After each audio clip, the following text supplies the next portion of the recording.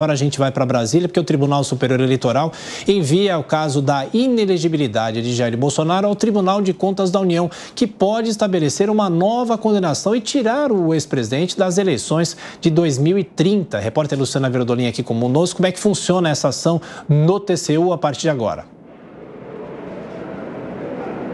Olha, Thiago, na verdade, o TCU, a Procuradoria-Geral da República...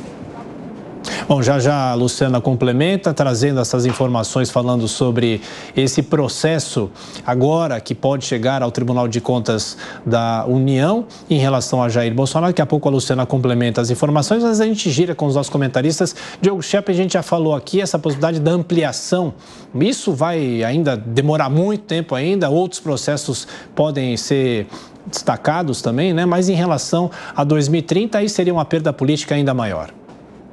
Exatamente, Thiago. É justamente porque a decisão do TSE, essa decisão que leva à inelegibilidade do presidente Jair Bolsonaro, ela começa a contar a partir do segundo turno das eleições do ano passado. Por isso ele ficaria de fora, por exemplo, das eleições de 2026.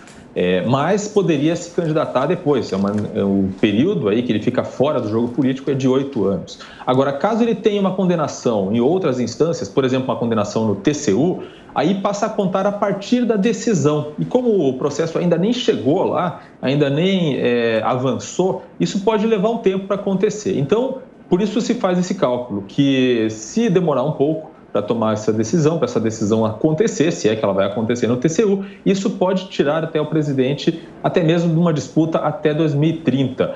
Há também outros lugares, né, outras possibilidades. O presidente pode também receber condenações no STF por causa de outros processos. E também há diversos processos ainda correndo no próprio TSE.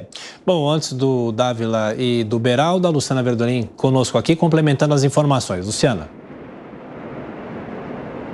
Olha, o TCU, Thiago, vai determinar, o Tribunal de Contas da União, ele vai determinar se houve prejuízo ao Tesouro Nacional, à União, daquela reunião, encontro com embaixadores lá no Palácio da Alvorada, que acabou com a condenação do ex-presidente Jair Bolsonaro e a chamada inelegibilidade. Essa afirmação de que ele pode ficar inelegível além de 2030 é o seguinte: a data da ocorrência é a mesma, mas na contagem do TSE é de quando ocorreu o fato. Na contagem do Tribunal de Contas da União é a partir da data da condenação. A inelegibilidade também seria por 8 anos, se Jair Bolsonaro for realmente condenado também pelo Tribunal de Contas da União, aí ultrapassaria a barra de 2030. Agora vale ressaltar que os técnicos do TCU, eles vão analisar inclusive qual valor seria esse prejuízo. Se for menos que 100 mil reais, a questão nem deve ser discutida.